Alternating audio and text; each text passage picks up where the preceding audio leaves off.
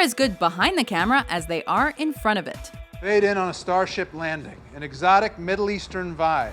Welcome to WatchMojo.com, and today we're counting down our picks for the top 10 actors turned directors. I remember being knocked out by their exuberance, their raw power, and their punctuality.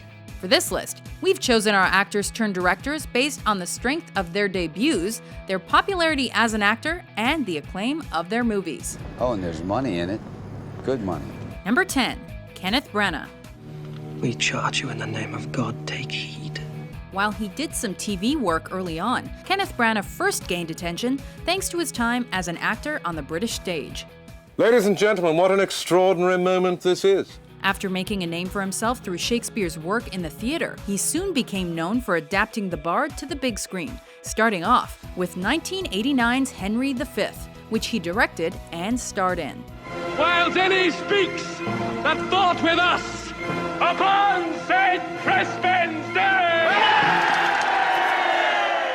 While he has acted in non-Shakespearean films, Branagh's directing talent truly comes to life when he's tackling the legendary playwright. As evidenced by the critical acclaim and multiple accolades and award nominations he's since accumulated. How does my good Lord Hamlet? Well, God have mercy. Number 9, Jon Favreau. Hey, Mikey. Mikey, is he cute? Is he brown? He'd be like to come in and join us for a cocktail, Michael. Michael, a brown is he man? polite? If he's polite, have him come in. Michael, if he's polite, let him in. Is he clean? Have him come look. Have him take off his shoes. After dropping out of college to pursue acting, Jon Favreau had his first big screen and small screen roles during the early 90s, a period in which he met and acted alongside Vince Vaughn and Jeremy Piven. You didn't call back? No. Why not, Mike? Didn't occur to me. He also branched out into screenwriting, most notably with Swingers, and had his film directorial debut in 2001 with the crime comedy Made. If we didn't have to be on call, we could drink as much as we want, but we really shouldn't. Oh, yeah, because they're probably going to pay us and ask us to whack out the pilot up front. Do you know what I mean? Commercial success due to his directing began with 2003's Elf. And though he continued to act, it was by directing the first 2 Iron Man movies that Favreau really struck gold, as these films showcased his knack for storytelling, creativity, and balance. Oh my God!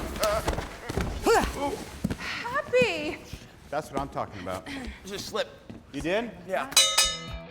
Number 8, Rob Reiner. They are treading water in a sea of retarded sexuality and bad poetry. That's nitpicking, isn't it? After portraying Meathead on All in the Family, Rob Reiner knew that he'd have to do something big to get out of that shadow. Do you want me to send you back to where you were? Unemployed? He did just that with his big screen directorial debut, This is Spinal Tap.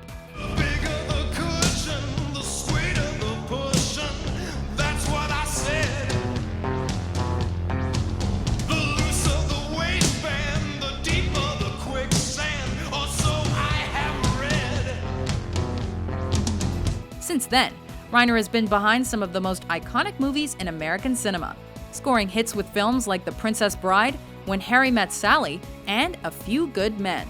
Oh God. Oh, yes, yes, yes, yes, yes, yes. Oh, yes. His choices have demonstrated his talent for mixing the heartfelt with the funny, without venturing into sappy. You see? That is just like you, Harry. You say things like that and you make it impossible for me to hate you. Number 7, Ben Affleck. Oh, hello. Oh, hello. Hi, how are you?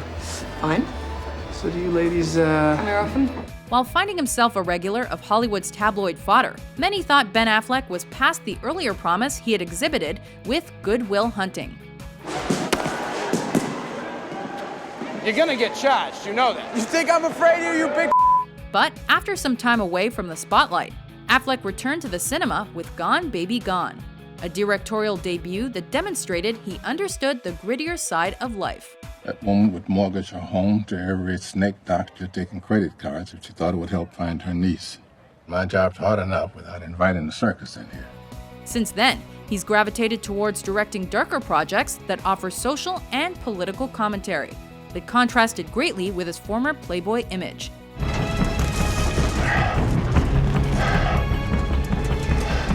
You're gonna be okay.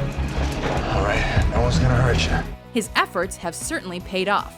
Argo won 3 Oscars, including one for Best Picture. So you want to come to Hollywood and act like a big shot? Yeah. Without actually doing anything? No. You'll fit right in. Number 6, Robert Redford. I wasn't cheating. I wasn't cheating. Known for his good looks and for playing legendary characters like the Sundance Kid, Robert Redford was a major staple in Hollywood long before he tried his hand at directing. Everything's got to be perfect with you. I just don't want to get there and find out it stinks. That's all. 18 years after his big screen debut, Redford stepped behind the camera with Ordinary People. It's okay, and it is necessary. Winning 4 Oscars, the drama proved his talent as an actor was beneficial as a director, and that he knew how to produce unparalleled performances from other thespians. We were going to our son's funeral. And you were worried about what I wore on my feet. As the founder of the Sundance Film Festival, he's also responsible for the launch of several indie filmmakers' careers. Woo! Unbelievable. At that moment, I knew, surely and clearly, that I was witnessing perfection. Number 5, Sean Penn. What was that girlfriend you had in high school? Lots of girls in high school. It was in the 70s that Sean Penn's father, Leo, let his son be an extra on the TV drama Little House on the Prairie. Sean quickly caught the acting bug and made his big screen debut several years later in Taps. You don't want to save this school for posterity. You want to wear it like your own private cocoon, just you and beige. Snug as 2 bugs, queer for each other. He's since played a wide variety of roles, with his acting earning him 5 Best Actor Oscar nods, 2 of which brought home the gold. Now you need something from me. What do you want me to support the queers against Prop 6? Is that it? We prefer the term gay, Dan. During this time, he also began directing music videos and films, such as The Crossing Guard and Into the Wild. Getting out of this sick society. Society. Society! Society, man. Society! Society! Society! Society! Society! You know, society.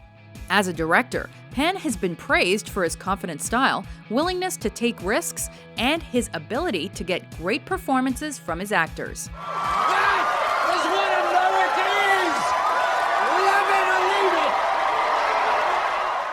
it! Number 4, George Clooney.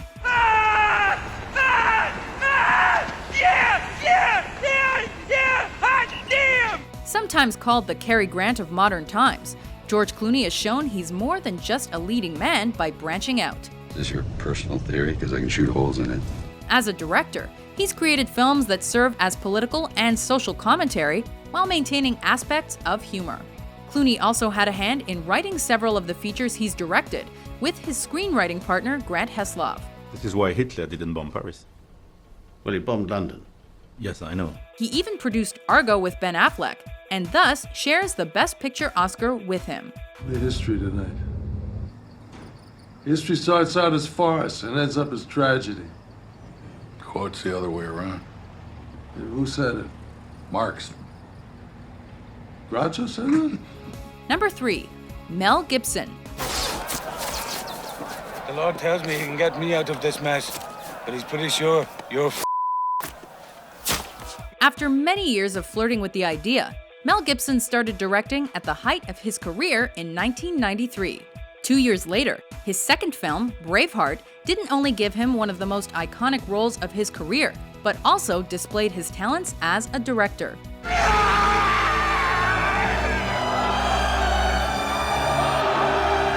Not one to shy away from controversial stories, Gibson then depicted the last hours of Jesus Christ's life in The Passion of the Christ.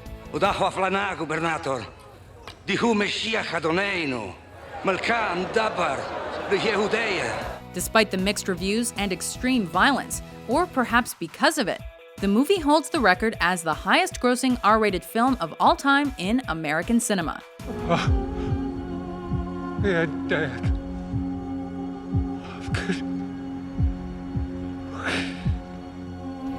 Number 2. Ron Howard. Statue is a gift from French citizens and has come to symbolize hope for naked women everywhere. Bocce balls! Ron Howard will always be little Opie Taylor or the teenaged Richie Cunningham to us, but he's also given us proof that he's more than just a boy wonder. Last night she heard the moaning. She thought it was me. Yeah? So you're gonna have to try and control yourself, Todd. With you, it's impossible. Howard has bounced back and forth between light romps like Splash and How the Grinch Stole Christmas to more serious films like A Beautiful Mind and Cinderella Man. I told you attachments were dangerous. You chose to marry the girl. I did nothing to prevent it. He's even dominated the small screen, with his film Parenthood becoming the source material for the NBC show he executive produces. Adios, buckaroos! Don't try and follow me to Halloween! Yippee-ki-yay! Before we unveil our number 1 pick, here are a few honorable mentions. You look tired. No kidding. Why don't you try sleeping on my shoulder? I won't let you slip. You can trust me. That's what the last guy said. What? Forget it. Hey, Judge. Hey, what's going on there? I know what you're thinking, and I'm the best dog in the whole ring. See? That's not a bad idea. Maybe I just should do that, practice that, right? It's okay, Fred. All right, I'll meet you right back down here when you get out. All right? Okay? Go ahead. Now, after the accident in the park, Hurricane Clarissa wiped out our facility on Site B. Call it an act of God. But we had to evacuate, of course, and the animals were released to mature on their own. Number 1. Clint Eastwood. I tell you, tonight I'm really whipped. Though he'll probably always be most associated with being the man with no name and or Dirty Harry, Clint Eastwood is the modern ideal of a successful actor turned director.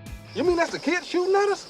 Hey, kid, it's me, Will Money. What the hell's the kid shooting at us for? Starting with 1971's Play Misty for Me, Eastwood has directed more than 30 films in various genres and has made a name for himself as a well-organized and resourceful director. What, you going back with him? Well, he's my partner. You don't go, I don't go. Even in his 80s, he's still at the top of his game, churning out films that are both critically and commercially successful. He's also won Best Director and Best Picture Oscars, twice. Oh, shit. Come on now. Hey, Pops. Come on now. Shut your face. Do you agree with our list? Who's your favorite actor turned director? For more can't-miss top 10s published every day, be sure to subscribe to WatchMojo.com.